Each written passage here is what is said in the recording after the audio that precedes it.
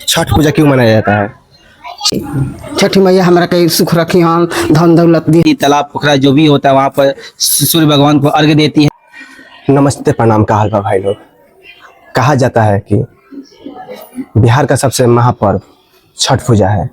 आखिरकार ये मनाया क्यों जाता है? छठ क्यों मनाया जाता है? छठ अपने बेटा खातिर, पति खातिर, धन दौलत खातिर, सुख खातिर मनाया जाता है। छठ क्यों मनाया जाता है? अपना सुख संपत्ति खातिर, बाल बच्चा खातिर, आगे बढ़े खातिर। छठ क्यों मनाया जाता है? सुख खातिर, संपत्ति खातिर, बाल बच्चा खातिर, धन दौलत खातिर। छठी मैया हमारा कई सुख रखी हन, धन दौलत दी हन, सगरी हिते नाते नैहरे ससुरे घरे बाले बच्चे सब आबाद रही, ये खातिर आदमी मनावेला। छठ पूजा क्यों मनाया जाता है? छठ पूजा का जो त्योहार है इसके पीछे बहुत सारी कहानियां हैं। सबसे तो पहले हम आपको बताएंगे कि जो छठ पूजा का त्योहार है ये सभी त्योहारों में एक बहुत बड़ा त्योहार है जिसको हम महापर्व कहते हैं। और ये इसकी शुरुआत बिहार से हुई है। बिहार के साथ साथ उत्तर प्रदेश और जो झारखंड राज्य भी जुड़े हुए हैं, और बाकी यहाँ से जो लोग अन्य शहरों में भी जाते हैं तो ये लोग अपने छठ पूजा के त्योहार मनाते हैं। और छठ पूजा का त्योहार देश ने विदेशों में भी आज के डेट में मनाया जा रहा है। और इसके बाद छठ पूजा का जो त्योहार है ये 4 दिनों तक चलता है। पहला दिन को कहते हैं हम नहा खा, और नहा खा का जो त्योहार होता है इसमें लोग नहाने के बाद सूर्य भगवान का अर्घ्य देकर और उसके बाद क्या करते हैं कि लौकी का और चना दाल और चावल पकौड़ी ये सबकी भोजन करते हैं। उसके बाद जो दूसरा दिन होता है इसको खरना कहते हैं।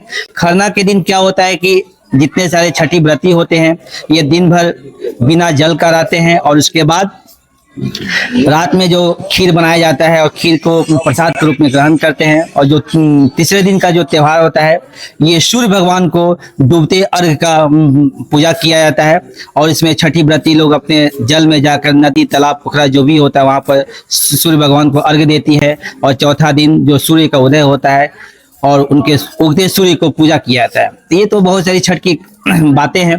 अब मैं आपको ले चलता हूँ कि सबसे पहले कि छठ पूजा के त्योहार मनाया क्यों जाता है। ठीक है, तो छठ पूजा मनाने के पीछे 3-4 आध्यात्मिक कहानियां हैं। और जो छठी मैया जो थी ये ब्रह्मा जी के एक मानस पुत्री थी और सूर्य भगवान की ये बहन है। ठीक है, पहली आपको कहानी बताता हूँ महाभारत से। महाभारत में जब पांडव जो थे ये अपना पूरा राजपाट हार गए थे और द्रौपदी को भी हार गए थे, तो द्रौपदी जो है अपने ऋषि मुनियों के आदेश से ये छठी मैया की पूजा की थी, तब जाके इनको मुक्ति प्राप्त हुई थी। दूसरा है रामायण के अनुसार जब राम जी 14 सालों का वनवास करके और अयोध्या में लौटे थे और रावण का वध किए थे, तब जाके ऋषि मुनियों ने बताया कि आपने एक बहुत बड़े ब्राह्मण का वध करके आए हैं। तो इस ब्रह्म से मुक्ति करने के लिए उन्होंने ब्रह्म सूर्य का वो पूजा किए थे और उसके बाद से उनको मुक्ति की प्राप्ति हुई थी। और सीता मैया जो है ये बिहार में मुंगेर जिले के गंगा के किनारे आकर 6 दिन तक पूजा की थी, तब जाके इन लोग को मुक्ति प्राप्त हुआ था। तब से हम लोग छठी मैया का त्योहार मनाते आ रहे हैं। और एक और कहानी है इसके पीछे कि एक राजा का जब संतान हुआ था और वो संतान जो मरा हुआ संतान था, तो किसी ऋषि मुनि ने बताया कि जब आप सूर्य को पूजा करते हैं और आधा जल शरीर में रखकर आप 3 दिन तक पूजा करते हैं, तभी आपको संतान जो जीवित हो जाएगा और आपको संतान की प्राप्ति हो जाएगी। तो इसके पीछे बहुत सारी कहानियां हैं।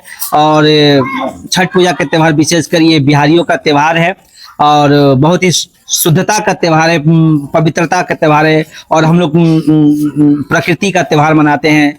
और आज के कलयुग में जो जीता जागता उदाहरण है कि जो सूरज बाबा को जल दिया जाता है। तो यही सब कहानियां हैं। तो जय हो छठी मैया, जय हो सूरज बाबा, सभी लोगों को सुख शांति रखे।